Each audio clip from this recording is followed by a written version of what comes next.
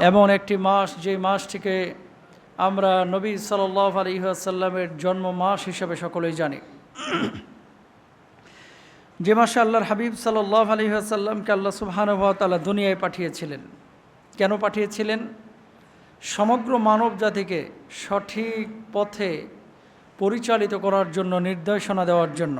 তিনি এমন একজন মানুষ ছিলেন, স্বামী হিসেবে ছিলেন একজন আদর্শ স্বামী, রাষ্ট্রনায়ক হিসেবে ছিলেন একজন আদর্শ রাষ্ট্রনায়ক, বিচারক হিসেবে ছিলেন একজন আদর্শ বিচারক, যিনি সন্তানের কাছে ছিলেন একজন আদর্শ বাবা, যিনি ছাত্রের কাছে ছিলেন একজন আদর্শ শিক্ষক, যিনি সাহাবীদের কাছে ছিলেন একজন বিখ্যাত প্রসিদ্ধ আল্লাহওয়ালা নেককার পরেজগার আল্লাহর প্রেরিত শ্রেষ্ঠ মহামানব মুহাম্মদুর রাসূলুল্লাহ সাল্লাল্লাহু আলাইহি ওয়াসাল্লাম।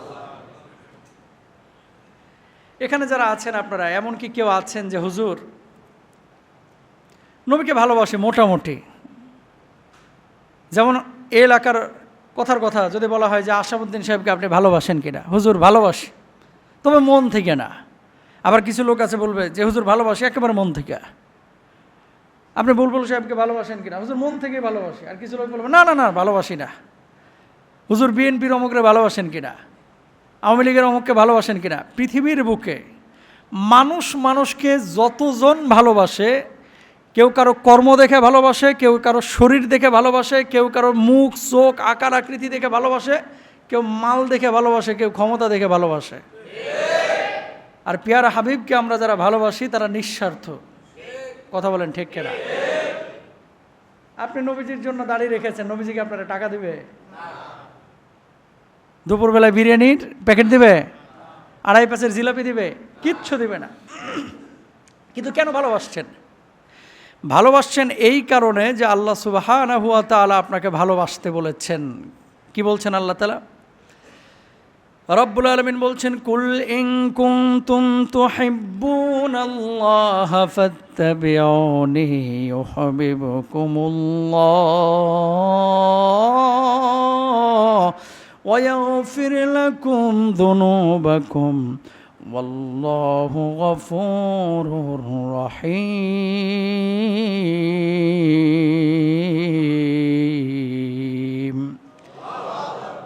ইন কুনতুম তুহিব্বুনাল্লাহ, যদি তোমরা আল্লাহকে ভালোবাসতে চাও, ভালোবাসতে পারো, তুহিব্বুনাল্লাহ ফাত্তাবিউনি, আল্লাহর নবীকে ভালোবাসো। আল্লাহর নবীকে ভালোবাসলে আল্লাহকে ভালোবাসা হবে, আল্লাহ তোমাদের গুনাহ খাতাগুলো মাফ করে দেবেন। তাহলে আল্লাহকে ভালোবাসতে হলে নবীকে আগে ভালোবাসতে হবে। বাংলাদেশে ফকিররাও খেপছে এখন, খেয়াল করছেন? কথা কয় না। আরে ভিক্ষুক ফকিরের কথা বলতেছি না, মাজারের কিছু ফকির ফকির ফকির। কথা বলেন ঠিক কিনা? এরাও দাবি করে যে আমরা নবীর আশিক। ওরে ভাই, দাঁতগুলো তরমুজের বিচির মতো হয়ে গেছে। বদমাইশ, তুই নবীর আশিক হলে দাঁত মাজস না কা? কথা বলেন না কেন? চুলের জটা এক একটা মনে করেন একেবারে বট গাছের শিকড়ের মতো হয়ে গেছে। পাশে দাঁড়ানো যায় না, ছাগলের মুতের গন্ধ বাইর হয়। কথা বলেন ঠিক কিনা? এরাও দাবি করতেছে আশিকে রাসূল। সন্ধ্যার পরে খালি গাঁজা নিয়ে হাতের তালুর ওপরে দিয়ে ডলাডলি করে, আর কতক্ষণ পর পর টান মারে। এগুলো নবীর আশিক না, এগুলো নবীর দুশ্মন। ঠিক কিনা? নবীর আশিক হলে নবী যেমনি চলতে বলছে সেইভাবে চলতে হবে। কারে কি বুঝাইতেছেন? মুরিদ হতে পারেন, ফকির হতে পারেন, গায়ে আপনি সাদা ইহরামের মতো কাপড় নিয়ে ঘুরতে পারেন, আল্লাহর নবীর চেহারার সুরতের সিরাতের কোনো আচরণ যদি আপনার ভেতরে না থাকে, যত বড় লিডারই হন না কেন, ফকির হন না কেন, যত বড় পীরই হন না কেন, আপনি নবীর আশিক না, আপনি শয়তানের আশিক। ঠিক কিনা? ঈদে মিলাদুন্নবী আসলে বাপ রে বাপ, একেবারে নবীর প্রতি ভালোবাসা চুইয়ে পড়ে। এরকম কিছু লোক আছে না? অথচ দাড়িটা রাখে না, জুব্বাটা পরে না, পাঞ্জাবিটা পরে না, নবীজি সুন্নাহ পড়েছে সেই সুন্নাহটা পড়ে না, নামাজটা ঠিক মতো পড়ে না। এটা নবীর আশিক না, এরা নবীর দুশ্মন। প্রিয় ভাইরা আমার, খেয়াল করেন, কয়েকটা কথা আজকে বলে যাই। আল্লাহর নবীকে যারা ভালোবাসে, আল্লাহর নবী যেভাবে কাজ করেছে আমরা সেভাবে কাজ করব। সবাই জোরে সোরে বলেন ইনশাল্লাহ। ফেনীতে কুমিল্লায় যে বন্যা হইল, আল্লাহর নবী যদি আজকে জীবিত থাকতেন, নবীজি কি ঘরে বসে থাকতেন? সাহায্য সহযোগিতা করতেন না? সাহাবীদের টিম পাঠাইতেন না? তার মানে দুর্যোগে বিপর্যয়ে দুর্দিনে নবীজি সাহাবীদের পাশে ছিলেন, উম্মাহের পাশে ছিলেন, কিয়ামতের ময়দানেও থাকবেন, ঠিক কিনা? আচ্ছা, সাধারণ মানুষ যখন মজলুম হয়, জালেমের বিপক্ষে সর্বপ্রথম হক কথা কারা বলতো? সাহাবীরা বলতো। সর্বপ্রথম হক কথা কারা বলতো? নবী আম্বি আলাইহিমুসসালাতু ওয়াসসালামরা বলতো। আমাদের বাংলাদেশে যে প্রেক্ষাপট ছিল, সাধারণ ছাত্ররা যখন আন্দোলন সংগ্রাম করেছে, নবীজি যদি জীবিত থাকতেন তাহলে নবীজি সেই জালেমের বিপক্ষেও দাঁড়াইতেন, ঠিক কিনা?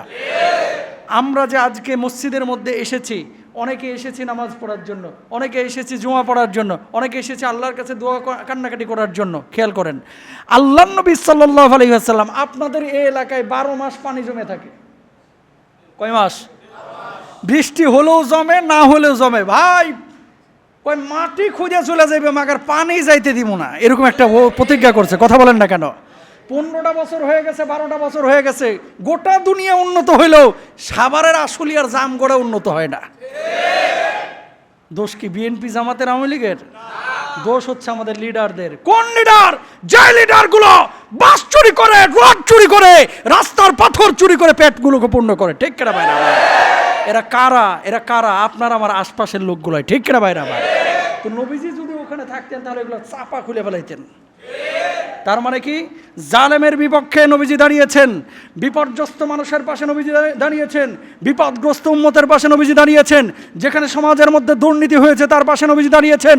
আপনি যদি নিজেকে নবীজির উম্মত দাবি করেন, বিপর্যয়ের বিপক্ষে আপনি দাঁড়াবেন, বিপদগ্রস্ত মানুষের পক্ষে দাঁড়াবেন, জালেমের বিপক্ষে আপনি দাঁড়াবেন, রড চোর, সিমেন্ট চোর, আটা চোর, ময়দা চোর, টিন চোর, এদের বিপক্ষে দাঁড়াবেন, হক কথা বলবেন, জীবন দিতে হলে জীবন দিবেন, রক্ত দিতে হলে রক্ত দিবেন, ওই জালেমদেরকে বাংলা ছাড়া করে ছাড়বেন, ঠিক করে বাইরে। এরা সমাজের শত্রু, এরা মানুষের শত্রু, দেশের শত্রু, ঠিক না ভাইরা? আমার কথাটা বলার একটা উদ্দেশ্য আছে। কিছু ফকির পাবেন, কিছু পীর সাহেব পাবেন, দুনিয়া উল্টা যাক, মাগার খানকা থেকে বাইরে হবে না। কথা কন, ঠিক না? এই যে মাজারের আশপাশে যে জটা বাবারা বসে থাকে, গোটা দুনিয়া চলে যাক, হেতারা বাইরে হইতো না। বন্যায় হের বাপ চাচা মরে যাক, তারপরও হে বাইরে হবে না। খালি নিজের লুঙ্গির নিচে যতক্ষণ পানি না আসবে। কথা কন না কেন? আর যখন নিজের এখানে পানিটা আসবে আস্তে করে, তখন কুষ্টি হয়ে যাবে। কথা কন। তার মানে কি দাবি করতেছেন মুখে নবীর আশিক, অন্তরের মধ্যে নবীর প্রেম নাই। আপনার প্রেম হচ্ছে জিলাপির সাথে, আপনার প্রেম হচ্ছে গাঁজার সাথে, আপনার প্রেম হচ্ছে সিগারেটের সাথে। আপনি নবীর আশিক না, আপনি নবীর দুশমন। তাহলে নবীজিকে ভালোবাসার উপমা, দৃষ্টান্ত কিসের মাধ্যমে আমরা দিব? আল্লাহ নবী সাল্লাল্লাহু আলাইহি ওয়াসাল্লাম বলেছেন, দুইটা জিনিস তোমাদের কাছে আমি রেখে যাচ্ছি। এক নম্বর হচ্ছে কিতাবুল্লাহ, আল্লাহর কিতাব। 2 নম্বর হচ্ছে সুন্নাহ, আমি নবীজির সুন্নাহ। যে কথা আমি বলেছি, যে কাজ আমি করেছি, যে কাজগুলো করতে বলেছি, যে কাজগুলোর মন সমর্থন দিয়েছি, সেগুলো কার্যক্ষেত্রে বাস্তবায়িত করবে। দুনিয়ার জিন্দগিতে কোরআনের মধ্যে যা আছে তা যদি মেনে নেন, সুন্নাহের মধ্যে যা আছে তা যদি মেনে নেন, বাবা কি বলল, হুজুর কি বলল, বক্তা কি বলল, পীর সাহেব কি বলল, এগুলো দেখা রাখবে না। কোরআন এবং সুন্নাহের মধ্যে যা কিছু আছে তা যদি মেনে নেন, আল্লাহর নবী বলছেন কিয়ামতের ময়দানে হাউজে কাউসারের পানি পান করে আল্লাহর জান্নাতে তুমি দাখিল হবা। বলুন সুবহানাল্লাহ। কোরআন এবং সুন্নাহ। এখন যদি বলেন যে হুজুর কোরআন মানলাম, আল্লাহ যা বলেছে সব কিছু আমি মেনে নিলাম, নবীজির সুন্নাহ মানার দরকারটা কি? ওটা আরো বেশি বড় ভণ্ড। কথা কয় না? যেটা বলে যে কোরআন মানি, আল্লাহ বলছে সেটা মানলেই তো হয়, নবীর কথা আবার মানার দরকারটা কি? ওটা ইবলিসের আপন ভাই, কাজিনো না মামাতো ভাই না, আপন ভাই, বড় বদমাস, লম্পট, ইতরিটা যারা বলে যে শুধু কোরআন মানবে। এবার তুই কোরআন যদি মানিস তাহলে নবীকে মানতে হবে। কারণ কি? আল্লাহ বলছে, যে আয়াতটি তেলাওয়াত করেছি, আতিউল্লাহ ওয়া আতিউর রাসূল, আল্লাহর আনুগত্য করো, আল্লাহর রাসূলের আনুগত্য করো। জোরে সোরে বলেন সুবহানাল্লাহ। এই জন্য আল্লাহ রাব্বুল আলামিন কি বলছেন, ওমা আতাকুমুর রাসূলু ফাখুযুহু ওয়া মা নাহাকুম আনহু ফান্তাহু। আল্লাহর নবী যা কিছু নিয়ে এসেছেন সেগুলো গ্রহণ করেন, আর যেগুলো থেকে নবীজি বিরত থাকতে বলেছেন সেগুলো থেকে বিরত থাকেন। আমাদের সমাজে কিছু মানুষ নবীজি কি বললো, আল্লাহ কি বললো, এগুলো তোয়াক্কা না করে বড় হুজুর কি বলছে, মাজ্জা হুজুর কি বলছে, ছোট হুজুর কি বলছে, বাবা কি বলছে, খাজা বাবা কি বলছে, এগুলো নিয়ে যারা পড়ে থাকে এর হাসর হবে খাজা বাবার সাথে, ঠিক কিনা? হ্যাঁ, হক্কানি পীর সাহেব, আলেম ওলামা যারা হক কথা কোরআন এবং সুন্নাহের আলোকে বলছে তাদের কথা মানবেন। কিছু লোক আছে যাদের কাছে দলিল, জিজ্ঞেস করবেন যে ভাই এই কাজটা যে আপনি করলেন, এই যে কিছু মাজারের পাশে দেখবেন হুক্কা হুয়া বইয়া থাকে, নামাজের কথা জিজ্ঞেস করলে, এই যে মিরপুরে এক মাজার আছে শাহ আলী মাজার নাকি, একবার আমি গেছিলাম একটা ডকুমেন্টারি করার জন্য টেলিভিশনের, ছোট আরও অনেক আগে 8-10 বছর আগের কথা। ভাই বিশ্বাস করেন এই পাঞ্জাবি টুপি দেখে মনে করছে যে এটা তো আমাদের তরিকার না, এমন একটা অবস্থা, যাই জিজ্ঞেস করতেছে একটা মারমুখী অবস্থা, মানে খায়া ফেলবে এরকম একটা অবস্থা। বললাম ভাই জোহরের আজান দিচ্ছে আপনি নামাজ পড়েন না কেন? জবাবটা কি? শরীয়তের মোল্লারা তোমরা শারীরিক নামাজ পড়া, আমাদের নামাজ অন্তরে চলমান আছে। ওরে বাটপার, আর কবে ভালো হবি তোরা? কথা বলেন ঠিক কিনা? নামাজে আপনারা যে এসেছেন তারা বলে যে নামাজ শারীরিক না, অন্তরে চলমান আছে, শারীরিক নামাজ দিয়ে কী করবেন? আপনারা এগুলো বুঝবেন না, আমাদেরকে সবক দেয়। আমি যে কথাটা বলতে চাচ্ছি প্রিয় ভাইরা আমার, কে কি বলল এটা দিয়ে ইসলাম চলবে না, আপনার আমল চলবে না। কোরআন এবং সুন্নাহের মধ্যে আমার আল্লাহ আমার নবী যা বলেছে সেটা আমাকে মানতে হবে। অনেক মাসালা পাবেন যেটা কোরআনে নাই, কিন্তু হাদিস থেকে সমাধান নিতে হবে। বোঝেন নাই কথা? আল্লাহ বলছে ও, খুব মনোযোগ দিবেন, আল্লাহ বলছে ও আতুন নিসা আসাদুকাতিহিন্না নিহলা, বিয়ের সময় মেয়েদেরকে মোহরানা দাও। কয় টাকা মোহরানা দেবা? কোরআনে কোথাও আছে? নাই। গাঁজা খাওয়া জায়েজ না হারাম? মদ খাওয়া, ড্যান্ডি ফ্যান্ডি আইস এগুলো খাওয়া, আইস বলতে নেশা জাতীয় জিনিস, ইয়াবা জায়েজ না হারাম? এখন একজন মুসল্লি যদি হাত তুলে বলে হুজুর হারাম কোথায় কোরআনে লেখা আছে আপনি আমারে দেখা দেন, আমি কে, আমার বড় হুজুর, মাঝা হুজুর, ছোট হুজুর, আমার শাইখুল হাদিস, কারো বাপের ক্ষমতা নাই সরাসরি এগুলোকে হারাম দেখানো। কেন ক্ষমতা? এই কারণে নাই, কোরআনে ডিরেক্ট না থাকলেও হাদিসের মধ্যে ডিরেক্ট আল্লাহর নবী বলে গেছেন। বলুন সুবহানাল্লাহ। জুমার নামাজ যে আজকে পড়তে এসেছেন, ফরজ কয় রাকাত পড়বেন? জোরে বলেন তো। ফরজ কয় রাকাত? জুমার আগে সুন্নাত কয় রাকাত? 4 রাকাত। অনেকে 2 রাকাতও পড়েন। পরবর্তীতে কয় রাকাত? 4 রাকাত। অনেকে না পড়ে ভাগ্যে যান।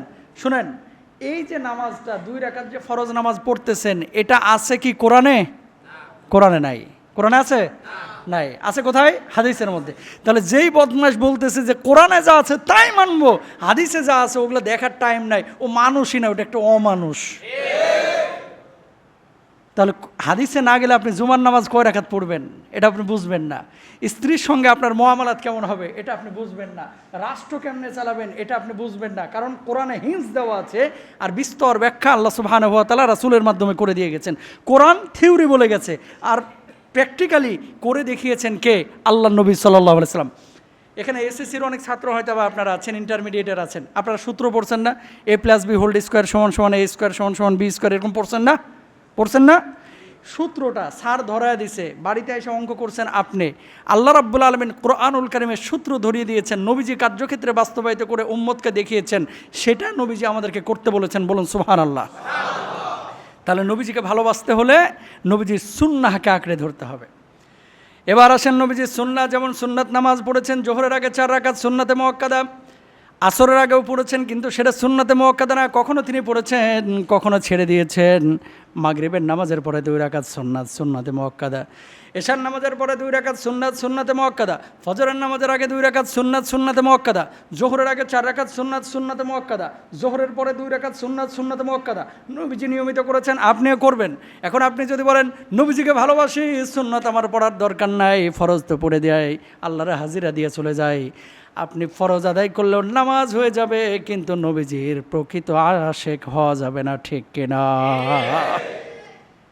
ভালো যাকে বাসেন সে যেটা পছন্দ করে সেটা আপনাকে করতে হবে। ছেলে মেয়ে অনেকের আছে, স্ত্রী পরিজন অনেকেরই আছে, দাবি করছেন আমি আমার ছেলেকে অনেক ভালোবাসি, কিন্তু ছেলের পছন্দনীয় কাজ বাবা না করলে ছেলে রেগে যায়। ছেলে যদি বাবার পছন্দনীয় কাজ না করে, বাবার আগে না খুশি হয়? রেগে যায়। তাহলে আল্লাহর নবীর পছন্দনীয় কাজ যদি আপনি করেন, আল্লাহর নবী খুশি হবেন। যদি পছন্দনীয় কাজ আপনি না করেন, আল্লাহর নবী খুশি হবে না রাগান্বিত হবে? রাগান্বিত হবে। এবার আসেন, নবীজির কিছু সুন্নাহ আছে যে সুন্নাহগুলো নিয়ে আমাদের সমাজের মানুষ তামাশা করে। লাউ খাওয়া সুন্নাত, মিষ্টি খাওয়া সুন্নাত, দুপুরে খাওয়া দাওয়ার পরে একটু ভাত ঘুম দেওয়া সুন্নাত, একাধিক বিয়ে করা সুন্নাত, সব কিছু ঠিক আছে, এগুলো নিয়ে মানুষ আলোচনা করে। একজন যুবক মানুষ যখন দাড়ি করা রাখা শুরু করে, দাড়ি, অনেকে বলে যে কিরে জঙ্গি টঙ্গিতে বা শিবিরে টিবিরে যোগ দিছস কিনা? এরকম লোক আছে না নাই? জোরে বলেন। নিজে করলেন না কিন্তু আরেকজন করতেছে, সমর্থন দিচ্ছেন না, তার মানে আপনিও ওই আবু জেহেলের গ্রুপেরই সদস্য। টাকনুর উপরে কাপড় পরতেছে, আগে পরতো নিচে, এখন পরা শুরু করেছে। সন্দেহের চোখে দেখে, কিরে হেফাজতে বা হরকতুল জিহাদ টিহাদে যোগ দিল কিনা, হেরমেতি গতি তো ভালো দেখতেছি না, টাকনুর উপরে কাপড় পরতেছে কেন? এরকম কিছু লোক আছে, এই সমস্ত লোকগুলাও নবীর দুশমন। আবার কিছু যুবক আছে যারা নিয়মিত নামাজ পড়ে, চায়ের দোকানে বসে বসে কিছু মুরব্বী আছে দাড়ি কাটতে কাটতে এমনভাবে কাটছে ভাই, বিশ্বাস করেন একেবারে প্লেন, দাঁড়াইলে যেন পিছলে পড়ে যাবো এরকম অবস্থা। এরকম অবস্থার দাড়ি ছাটা কিছু মানুষ এই নামাজি যুবকদেরকে দেখে বাঁকা চোখে তাকায় আর সন্দেহ করে যে এই ছেলেগুলা শিবিরে টিবিরে যোগ দিছে কিনা, এরকম সন্দেহ করে। খেয়াল করেন, নিজে দিন ফলো করতে পারলে ফলো করেন, ফলো করলে মানলে লাভ আপনার, যদি ফলো করেন না করেন তাহলে ক্ষতি আপনার। কিন্তু কেউ যদি দিন ফলো করে তাকে তুচ্ছ তাচ্ছিল্য করা, এটা নবীর দুশমনের কাজ, নবীর আশেকের কাজ হতে পারে না। তাহলে কি করতে হবে? আমার পুরো সুরতটা নবীজি যেভাবে রাখতে বলেছে সেভাবে আমার রাখতে হবে। বলবেন হুজুর, জোরে বলেন ইনশাল্লাহ। নবীজি বলেছেন কসরুস সাওয়ারি বা ওয়াফুল লোহা, দাড়িগুলো খাটো করো না, মুজগুলো খাটো করো, দাড়িগুলো ছেড়ে দাও। নবীজি বলেছেন। আপনি বলতেছেন হুজুর অফিসের বস তো পছন্দ করতেছে না, আপনি বলতেছেন হুজুর বউ তো পছন্দ করতেছে না, আপনি বলতেছেন হুজুর এলাকার মানুষ তো পছন্দ করতেছে না।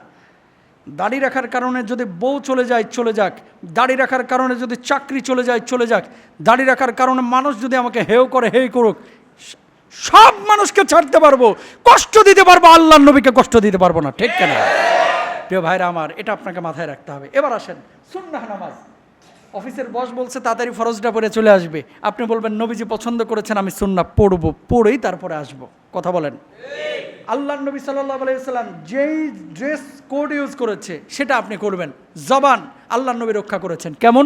টাকা ঋণ নিয়েছিলেন একজন মানুষের কাছ থেকে, আগামী বুধবার দিয়ে দেব, নবীজি বলেছেন। বুধবার আসার আগেই এই যুবক এসে হাজির, আল্লাহর নবীকে বলতেছেন তুমি টাকা এখনো দিচ্ছ না কেন? আল্লাহর নবী বললেন তোমার সময় তো এখনো হয় নাই। রাগারাগি করেছেন। উমর রাদিয়াল্লাহু তাআলা আনহু বলতেছেন ওগো নবীজি আপনার টাইম এখনো হয়নি, এখনো টাকা পয়সা যাচ্ছে, আমি তার উপরে একটা আঘাত করে দিই। আল্লাহর নবী বলছেন না, সে বুঝে নাই, তাকে আঘাত করো না। আল্লাহর হাবিব সাল্লাল্লাহু আলাইহি ওয়াসাল্লাম সাহাবীরা নবীজির কাছ থেকে কি আদর্শ শিখেছিলেন? ওমর রাদিয়াল্লাহু তাআলা আনহুর জামানায় যখন তিনি ক্ষমতাবান, যখন তিনি আমির, তখন পাহাড়ের উপরে পাথরের উপরে ছোট ছোট শস্য দানা তিনি ছিটিয়ে রাখতেন। কেন? যাতে করে আকাশের পাখিগুলো এসে পাহাড়ের উপর থেকে শস্য দানা গ্রহণ করতে পারে। উমরের জামানায় উমরের খেলাফতকালে আকাশের পাখিও যেন আল্লাহর কাছে বলতে না পারে আল্লাহ উমরের খেলাফতকাল চলছিল, খলিফা ছিলেন উমর, অথচ সে সময় আমরা কোনো খাবার পাই নাই। তাহলে মানুষের প্রতি তারা কতটা যত্নবান ছিলেন, বড় আল্লাহু আকবার। প্রিয় ভাইরা আমার, কোথায় যাচ্ছি আমরা? কি হচ্ছে আমাদের? নবীজি কি কথার বলার সময় কখনো মিথ্যা বলেছেন? ওয়াদা ভঙ্গ করেছেন? টাকা ঋণ নিয়ে তারপরে গড়িমসি করেছেন? কখনো করেন নাই, এরকম কোনো প্রমাণ নাই। আম্মা জান আয়েশা সিদ্দিকা রাদিয়াল্লাহু তাআলা আনহা বলছেন আল্লাহ নবী সাল্লাল্লাহু আলাইহি ওয়াসাল্লাম কখনো আটার রুটি অথবা খাবার আমি দেখেছি আমার এই জীবনে যতদিন নবীজির সাথে সংসার করেছি কোনো দিন একবেলা পেট পূর্ণ করে পিয়ারা হাবিব খাবার গ্রহণ করেন নাই। বলুন সুবহানাল্লাহ। কত বড় কথা। আম্মাজান ফাতিমা রাদিয়াল্লাহু তাআলা আনহা বাড়ির মধ্যে ছিলেন, আল্লাহর নবী আসলেন আম্মাজান ফাতিমাকে দেখতে। নবীজি যখন ঘরের মধ্যে ঢুকলেন, ঢোকার পরে দেখতে পেলেন আম্মাজান ফাতিমার ঘরটা সাজগোজ করা, দেয়ালের ওপরে এমন কিছু নিত্য নতুন কাপড় টাঙানো যে কাপড়গুলো আল্লাহর নবী পছন্দ করলেন না। ও ফাতিমা, এই কাপড়গুলো কেন টাঙিয়ে রেখেছো? কয় সৌন্দর্যের জন্য রেখেছি। আল্লাহর নবী সঙ্গে সঙ্গে ঘর থেকে বের হয়ে চলে গেলেন। আম্মাজান ফাতিমা আল্লাহর নবীকে বললেন ওগো নবীজি, ও আব্বাজান কেন আপনি বের হয়ে গেলেন? আল্লাহর নবী জবাব দিলেন ফাতিমা, দুনিয়ার জিন্দেগিতে অনাড়ম্বর কোনো ধরনের এই সমস্ত সৌন্দর্য নিয়ে জীবনযাপন করবা না, তুমি মুসাফিরের মতো জীবনযাপন করবা। আজকে তোমার যে কাপড়গুলো আমি দেখলাম আমি মোটেও পছন্দ করি না, এই জন্য ঘর থেকে বাইরে হয়ে চলে এসেছি। সঙ্গে সঙ্গে আম্মাজান ফাতিমা রাদিয়াল্লাহু তাআলা আনহা ওই পর্দাগুলোর নামিয়ে হাত দিয়ে ছিঁড়ে ছিঁড়ে একেবারে বাইরে ফেলে দিলেন। বলুন সুবহানাল্লাহ। কি ছিল আম্মাজান আয়েশা ফাতিমা রাদিয়াল্লাহু তাআলা আনহা? নবীজি সাল্লাল্লাহু আলাইহি ওয়াসাল্লাম, আমরা তো জাঁকজমক অনড়ম্বর জীবনযাপনে অভ্যস্ত। প্রিয় ভাইরা আমার, আল্লাহর নবী এরকম জীবনযাপন করেন নাই। তিনি আখলাকে চরম উচ্চ লেভেলের একজন মানুষ ছিলেন। আম্মাজান আয়েশা সিদ্দিকা রাদিয়াল্লাহু তাআলা আনহাকে জিজ্ঞেস করা হলো নবীজির চরিত্র কেমন, মাধুর্যতা কেমন? আম্মাজান আয়েশা সিদ্দিকা রাদিয়াল্লাহু তাআলা আনহা জবাব দিলেন, গোটা কোরআনের বাস্তব প্রতিচ্ছবি হচ্ছে আল্লাহর হাবিব সাল্লাল্লাহু আলাইহি ওয়াসাল্লাম। তাহলে নবীজি যেভাবে খেয়েছেন, খাবারগুলোকে 3 ভাগে ভাগ করতেন, পেটটাকে 3 ভাগে ভাগ করতেন, 1 ভাগ পানি, 1 ভাগ বাতাস, 1 ভাগ খাদ্য। এই খাদ্য দিয়ে নবীজি পেটটাকে ক্ষুধা নিবারণ করতেন, পেটের মধ্যে খাবার দিতেন। আল্লাহু আকবার বলেন। বাবা হিসেবে ছিলেন একেবারে আখলাকের চূড়ান্ত পর্যায়ের বাবা। ফাতিমা রাদিয়াল্লাহু তাআলা আনহার বিয়ের পরে আল্লাহর হাবিব সাল্লাল্লাহু আলাইহি ওয়াসাল্লামকে আম্মাজান ফাতিমাতুজ জোহরা রাদিয়াল্লাহু তাআলা আনহা বললেন, ওগো নবীজি, আমার একজন কাজের লোক দরকার। আল্লাহ নবী সাল্লাল্লাহু আলাইহি সাল্লাম কাজের লোক তো দেনই নাই, বরং কিছু আমল শিখিয়ে দিয়েছেন, যে আমলগুলো বাড়ির মধ্যে করো, এর চাইতেও তুমি দুনিয়ার মধ্যে যা কিছু আছে তার চাইতে উত্তম কিছুর মালিক হয়ে যাবে। 4 কুল পরে ঘুমাবা, আয়াতুল কুরসি পরে ঘুমাবা, বুকের মধ্যে ফুৎকার দিবা, সুবহানাল্লাহ, আলহামদুলিল্লাহ, লা ইলাহা ইল্লাল্লাহ, এই তাসবিহগুলো পড়ে ঘুমাবা। আল্লাহ সুবহানাহু ওয়া তাআলা তোমাকে দুনিয়ার মধ্যে যত রত্ন আছে, সম্পদ আছে, এর চাইতে বেশি সম্পদের মালিক বানাবেন সওয়াবের দিক থেকে। বলুন সুবহানাল্লাহ। তাহলে পিয়ারা হাবিব সাল্লাল্লাহু আলাইহি সাল্লাম এভাবে আম্মাজান ফাতেমাকে শিখিয়েছেন। আদর্শ বাবা ছিলেন তিনি, আদর্শ স্বামী ছিলেন তিনি, আদর্শ মানুষ ছিলেন তিনি। অনেকের মনে একটা প্রশ্ন জাগে, হুজুর, আল্লাহর হাবিব তিনি এত বড় মানের মানুষ ছিলেন, একাধিক বিয়ে কেন করলেন? একাধিক বিয়ের কি দরকার ছিল? একাধিক বিয়ে না করলে কি তিনি পারতেন না? কেন নাস্তিক মুরতাদ কাফের বেঈমানরা এই বাংলাদেশেও এরকম আছে, নবীজির একাধিক বা বহু বিবাহকে, একাধিক স্ত্রী গ্রহণকে এটাকে জৈবিক চাহিদার সঙ্গে মিলিয়ে ফেলাই। জোরে সরে বলেন নাউজুবিল্লাহ। যারা এই কথাগুলো বলে তারা মানুষ নাকি অমানুষ? আরও জোরে বলেন, তারা মানুষ না অমানুষ? অমানুষ। জৈবিক চাহিদার জন্য যারা বিয়ে শাদী করে তারা সাধারণ মানুষ। আল্লাহর নবী এগুলোর ঊর্ধ্বে ছিলেন। নবীজি যত মেয়েকে বা স্ত্রীকে বিয়ে করেছেন, গ্রহণ করেছেন, একটাও নিজের পক্ষ থেকে ইচ্ছেকৃত না, সব কিছু আল্লাহর ইশারায় হয়েছে। ঠিক কিনা? 40 বছর যখন আমার নবীর বয়স, আম্মাজান খাদিজাতুল কুবরা রাদিয়াল্লাহু তাআলা আনহার বয়স ছিল 25 বছর।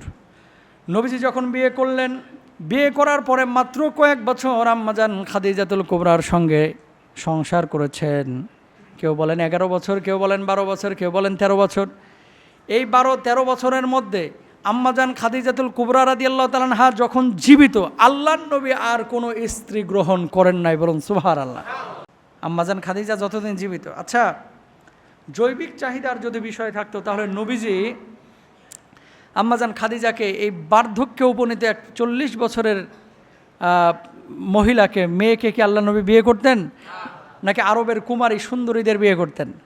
আরবের কাফেররা আল্লাহ নবীকে প্রস্তাব দিয়েছিলেন, আপনি খালি একটা বার ইয়েস বলুন, মক্কার সমস্ত সুন্দরী মেয়েদেরকে আপনার কাছে নিয়ে এসে দেব, আর আপনার দায়িত্ব হবে একটাই, আপনি আপনার দাওয়াতি কাজ আর করেন না, মক্কা ছেড়ে অন্য জায়গায় মেয়েটি নিয়ে চলে যান, আপনি আপনার মতো আমোদ ফুর্তি করেন, দাওয়াতি কাজটা আর করেন না।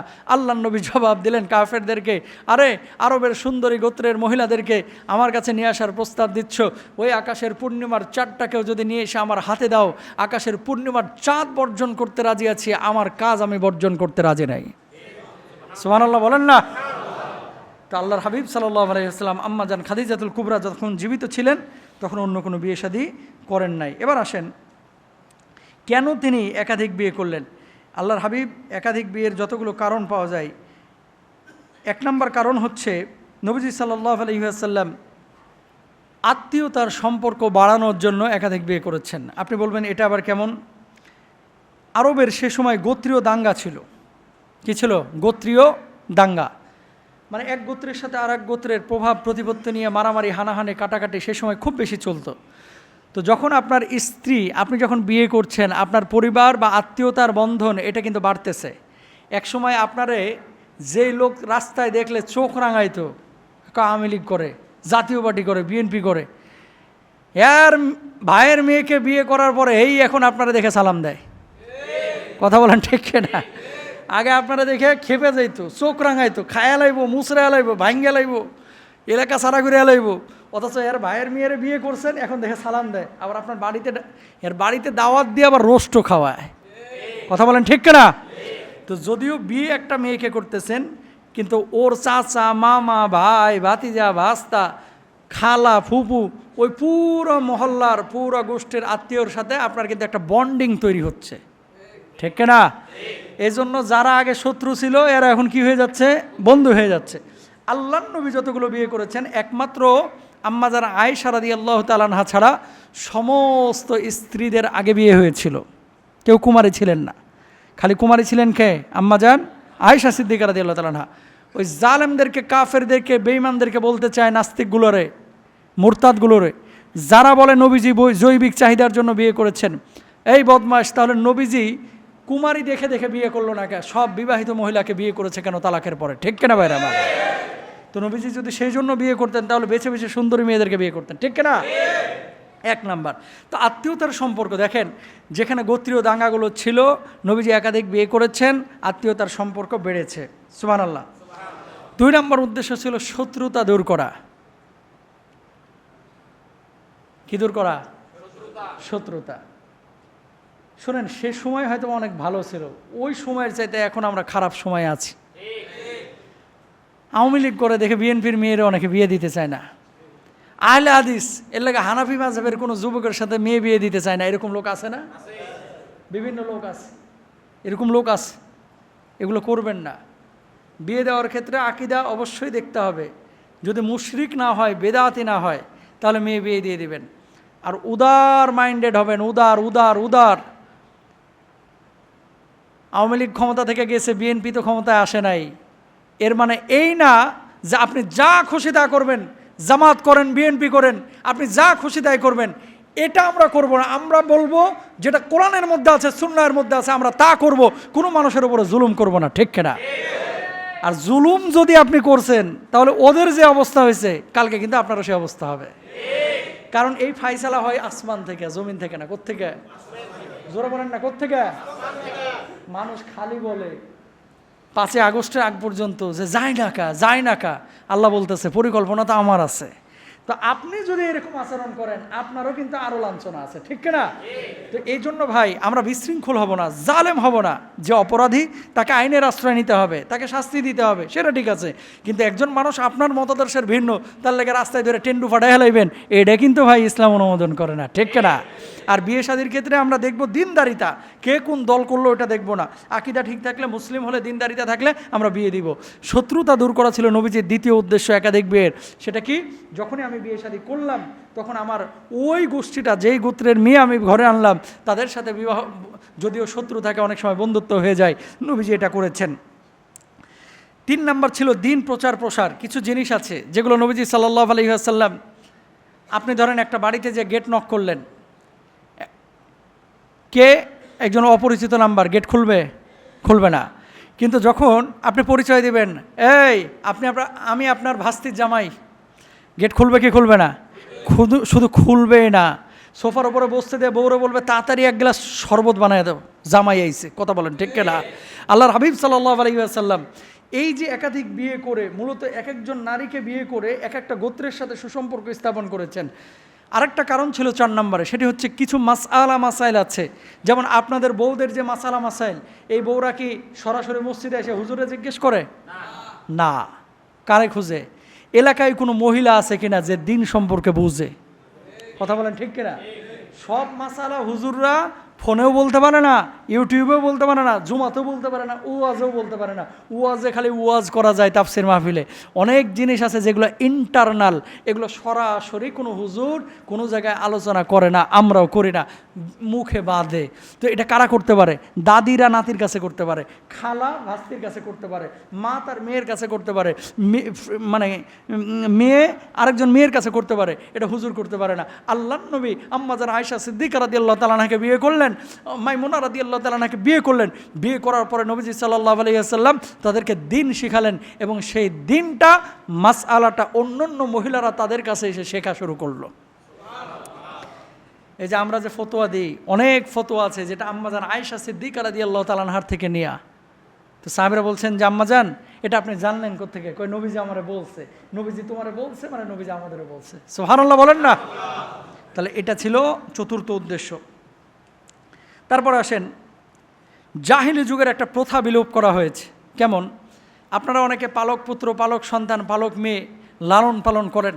ইসলামী শরিয়ায় সন্তান পালন করা এটা আল্লাহ তাআলা বৈধতা দিয়েছেন নিজের সন্তান হলে। আর অন্যের সন্তানকে যদি লালন পালন করেন এটা অনেক সওয়াব আপনি পাবেন যদি উদ্দেশ্য ভালো থাকে। আর উদ্দেশ্য যদি এরকম থাকে যে এর আসল বাপ মার গোপন নাম পরিচয় গোপন করবেন, উদ্দেশ্য যদি এটা থাকে যে আমি তো বন্ধা, এই ছেলেটার আমার নিজের ছেলে বানায় ফেলবো, এই মেয়েটাকে আমার নিজের মেয়ে বানায় ফেলবো, আমি থাকতাম ঢাকায় এখন চলে যাবো আমি চিটাগাঙে, কোনো দিন আর এই এলাকায় নিয়ে আসবো না, এই ছেলেটাকে এইভাবে আপনি লালন পালন করতেছেন।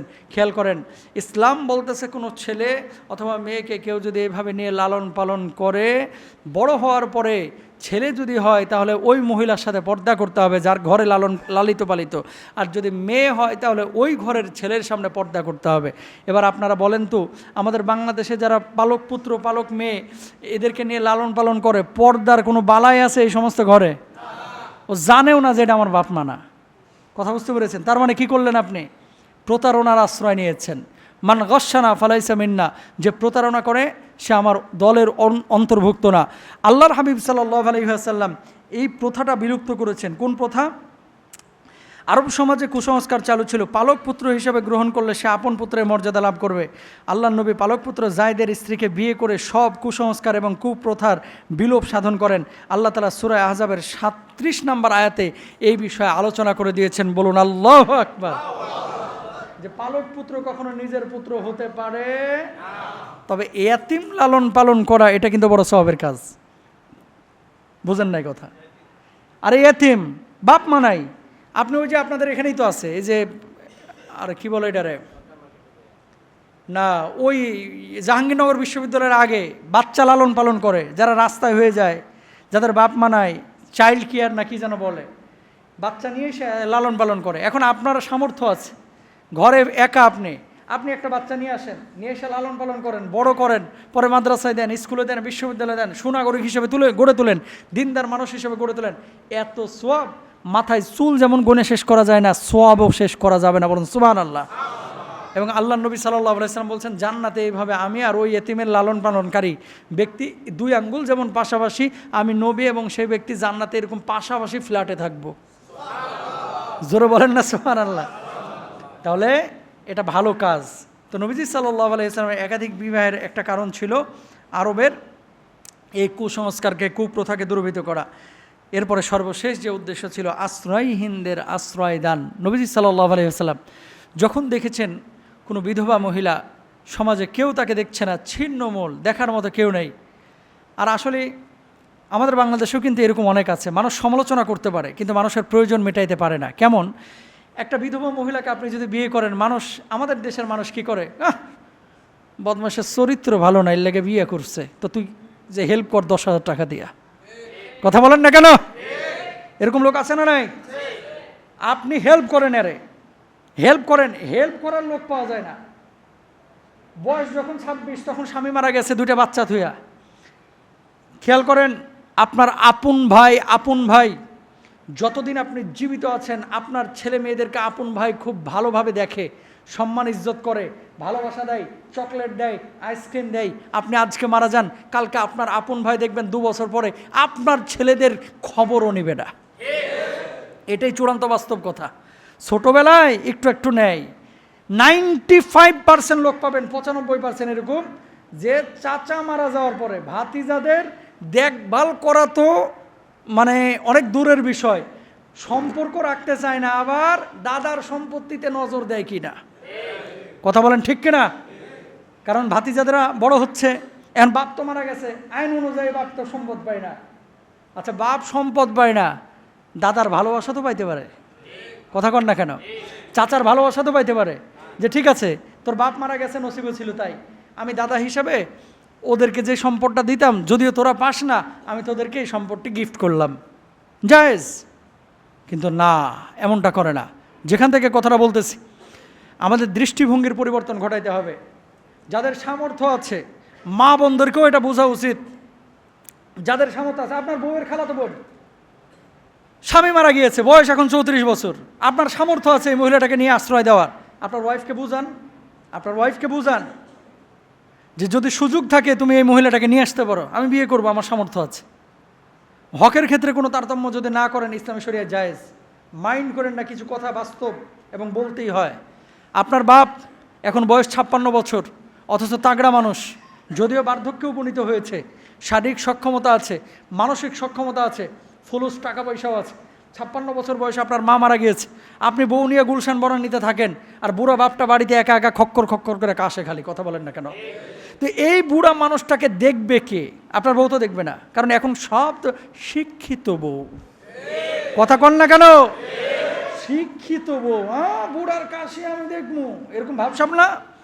তো এই বুড়ারে যে আপনার বউ দেখতেছে না, আপনিও দেখতেছেন না, আপনি আছেন ঢাকায়, বাপরে ফেলায় থুইছেন লালমনিরহাটে, বাপরে ফেলায় থুইছেন ওই রংপুরে, এই বুড়া মানুষটাকে দেখবে কে? সুসন্তান যদি হন, আপনি আপনার বাপকে ডিরেক্ট বলবেন, যাব্বা যদি আপনার বিয়ের প্রয়োজন হয়, এই বয়সে তার বাপ হবেন না, সাধারণত হয় না কেউ, আর যদি হয়ে যায় আল্লাহর ফয়সালা। যদি আপনার বিয়ের প্রয়োজন হয়, আপনার জন্য আমরা বিয়ের ব্যবস্থা করব, আপনি খালি বলুন। বাপকে নির্ভয়ে স্বাধীনতা দিয়ে দেন, কারণ আপনার যেমন এখন এই পরিস্থিতিতে লাইফ পার্টনার দরকার। যুবক মানুষ নিজের কাজ নিজেই করতে পারেন, বাথরুমে টিস্যুও ব্যবহার করতে পারেন, নিজের সমস্ত কাজ নিজে করতে পারেন। ওই সময় যদি আপনার লাইফ পার্টনার হয়, ওই বুড়া মানুষটা যে সময় বদনায় পানি একা নিয়ে বাথরুমে যাইতে পারে না, তারও একটা লাইফ পার্টনার দরকার আছে, ঠিক কিনা ভাইরা আমার? মানে এই কথাগুলো বললে অনেকে খারাপ ভাবে, হুজুর দৃষ্টিভঙ্গি পরিবর্তন করেন। আমার দৃষ্টি ঠিকই আছে, আপনার চোখ দুটো তুলে ফেলাইয়া দেন, কথা বলেন ঠিক কিনা? আমার দৃষ্টি ঠিকই আছে, আকল দিয়ে চিন্তা করেন, যে মানুষটা ওই পরিস্থিতিতে গিয়েছে সে মানুষটা জানে এটা কত কঠিন মুহূর্ত। শুধুমাত্র শারীরিক বিষয়ের কারণে কিন্তু বিয়ে শাদী হয় না ভাই। তার সাথে একটু কথা বলা, একটু রান্নাবান্না করে দেওয়া, অথবা তার সাথে একটু সময় উদযাপন করা, এগুলো তো অনেক কিছু বিষয় আছে। তদ্রূপভাবে আপনার বাপ মারা গিয়েছে, মায়ের বয়স মনে করেন 45, আপনার বাপ মারা গিয়েছে মায়ের বয়স 50। হ্যাঁ, অনেক মায়েরা এটা চায় না, কিন্তু অনেক মানুষের এটা প্রয়োজন, যে আমার এখন একটা বিবাহের প্রয়োজন। আমি সবার কথা ঢালাওভাবে বলতেছি না, যাদের প্রয়োজন। 5 ভাই আমেরিকায় আপনারা থাকেন, মা এখানে একা আছে রামপুরা বনশ্রী, এমন মামলাও পাইছি আমি। মা বনশ্রীতে কি একা, আর 5 জন অস্ট্রেলিয়া আমেরিকায় সেটেল। এই বুড়ি মানুষটা না নাতি নাতনি পাইতেছে, না ছেলে মেয়ে পাইতেছে, না ছেলের বউদের খেদমত পাচ্ছে। তো খেদমত করতেছে কে? কয় ছেলেরা প্রতি মাসে 10,000 টাকা করে দেয়, কাজের বুয়া রেখে দিছে, কাজের বুয়া আমার পারে না, খালি পাড়াইয়া মারে হালাইতে, কথা বলেন না কেন? এরকম বহুত লোক আছে ভাই। এই জন্য আপনাদেরকে বলি, দৃষ্টিভঙ্গি আমাদের পরিবর্তন করতে হবে। যাদের সামর্থ্য আছে তারা বিয়ে শাদী একাধিক করার চিন্তা করবেন, স্ত্রীর সাথে পরামর্শের ভিত্তিতে, আবার মারামারি বাঁধায়েন না। আর কিছু লোকের আছে চরিত্র খারাপ, এরা 4টা বিয়ে দিলেও আরও 5-6টা টার্গেট নেবে, কোনোটারই হক আদায় করবে না, খালি যাইবে এলাকা আর একটা করে বিয়ে করে তুই আসবে। এরকম লোক আছে না, নাই জোর বলেন? নবীজি সাল্লাল্লাহু আলাইহি ওয়াসাল্লাম বলছেন, এরা দুশ্চরিত্রের, কিয়ামতের ময়দানে এরা পঙ্গু হয়ে বিকলাঙ্গ হয়ে উঠবে। আল্লাহ তাআলা আমাদের সবাইকে বোঝার তৌফিক দান করুন। প্রিয় ভাইরা আমার, সবশেষ যে কথাটা বলতে চাই, সম্পদ এটা কেন আল্লাহ তাআলা আপনাকে দিয়েছেন?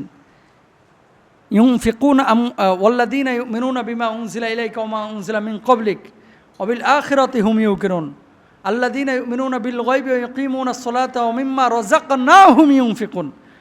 আল্লাহ তাআলা যে রিজিক আপনাকে দিয়েছেন, এই রিজিকটা আল্লাহর পথে ব্যয় করতে বলেছেন আল্লাহ সুবহানাহু ওয়া তাআলা। এখান থেকে আপনার ভরণ পোষণের আঞ্জাম আল্লাহ তাআলা দিতে বলেছেন। ফেরাউন, এই যে এবারও যে মিশর গেলাম, নমরুদকে আল্লাহ তাআলা সম্পদ দিয়েছিলেন, ফেরাউনকে দিয়েছিলেন, হামানকে দিয়েছিলেন, কারণকে দিয়েছিলেন। পিরামিডের ভেতরে ফেরাউনদের যে লাশ রাখা হতো, লাশ, এই লাশের সাথে কি দেওয়া হতো জানেন? মমি করার পর এমনও আছে একটা লাশের সাথে 21 কেজি স্বর্ণ দেওয়া হয়েছে। কয় কেজি? একটা লাশের সাথে কয় কেজি স্বর্ণ দেওয়া হতো, আংটি দেওয়া হতো, স্বর্ণ মুদ্রা দেওয়া হতো। ফেসবুক ইন্টারনেটে অনেক সময় আপনারা ভিডিও দেখেন, কবর খোদাই করা হয়েছে, কবরের মধ্যে দেখা যাচ্ছে গলায় বালা, হাতে চুড়ি, দামি দামি কয়েন, তারপরে সম্পদ। কোন আকিদা থেকে দেওয়া হয় জানেন? এদের আকিদাটা হচ্ছে তখনকার ফেরাউনদের, এই 3,500 বছর আগের কথা বলতেছি। এই লাশগুলো কিন্তু এখন পাওয়া যাচ্ছে, এবং কবর খোঁড়ার পরে এই সম্পদগুলো, কয়েনগুলো, মুদ্রাগুলো পাওয়া যাচ্ছে। এগুলো বিলিয়ন বিলিয়ন ডলার দাম। এগুলো বেচে না সাধারণত কোনো রাষ্ট্র, বুঝতে পারছেন? মিশরে আছে, এবারও যে দেখছি। এদের উদ্দেশ্য ছিল এই সম্পদগুলো এই লাশটার সাথে আমরা এই কারণে দিচ্ছি, যদি কবরের জিন্দগিতে কোনো বিপদ আপদে পড়ে তাহলে পয়সাগুলো দিয়ে যাতে বিপদ থেকে উদ্ধার হইতে পারে। কথা বুঝতে পারছেন? এদের আকীদা ছিল এইটা, বিপদ থেকে উদ্ধার হতে পারে। আচ্ছা, স্বর্ণ এত দেওয়ার কারণটা কী ছিল? কফিনটাও অনেকের স্বর্ণ দিয়ে মোড়ানো, কারণটা কি? অতিরিক্ত স্বর্ণ দেওয়ার আরেকটা কারণ হচ্ছে আখিরাতে যদি কোনো জায়গায় ধরা খাওয়া যায় যাতে করে কিছু টাকা পয়সা দিয়ে পার পেয়ে যাইতে পারে। নাউজুবিল্লাহ, জোরে বলেন না। 3,500 বছর চলে গেছে, মিশরে এরকম শত শত কবর পাওয়া যাচ্ছে পিরামিডের ভিতরে, আশপাশে বিভিন্ন এলাকায়, যেখানে স্বর্ণ মুদ্রা, হাজার হাজার কোটি টাকার সম্পদ কবরের মধ্যে দিয়ে রাখছে। তারা নিথর দেহে পড়ে আছে, কিন্তু তারা আজকে দুনিয়াতে নাই। আপনারও সম্পদ আজকে আছে ভাই, কালকে থাকবে না। সুতরাং দুনিয়ার জিন্দেগিতে সম্পদ যারা আমরা অর্জন করতেছি, আল্লাহর নবী যেভাবে বলেছেন সেভাবে সম্পদ আমরা ব্যয় করব। আল্লাহর জন্য, নবীর জন্য, দ্বীনের জন্য, নিজের রুটি রুজির জন্য। ততটুকু সম্পদ আল্লাহর কাছে চান। আল্লাহ যে সম্পদ আপনার থেকে আমাকে উদাসীন করে দেবে না, আল্লাহ সেই সম্পদ আপনি আমাদেরকে দান করেন। সবাই এই দোয়া করবেন তো ইনশাআল্লাহ। আর মনে রাখবেন, আল গিনা গিনান নাফস, আন্তরিকভাবে যে মানুষটা ধনী সে আসলেই ধনী। এখনকার মানুষ টাকার চাইতেও বেশি, মানে এখনকার মানুষ আসলে আন্তরিকভাবে ধনী না। যত টাকায় দেন না কেন, জিজ্ঞেস করবেন ভাই কেমন আছেন, হাসি একরকম চলতেছে, এরকম লোক আছে না নাই? জোর বলেন। এ মাসে লাভ করছে 3.5 লাখ টাকা। যদি বলেন যে ভাই কি অবস্থা, কই ভাই ব্যবসা বাণিজ্য তেমন একটা ভালো যাচ্ছে না। একটা বার চিন্তা করতেছেন, আমি তো 3 লাখ টাকা কামাইছি, আর একটা মানুষ তো 30,000ও পাচ্ছে না। তার মানে আমরা সব সময় নিচের দিকে খেয়াল করব, আন্তরিকভাবে তুষ্ট থাকার চেষ্টা করব। আল্লাহ তাআলা আমাদের সবাইকে তৌফিক দান করুন।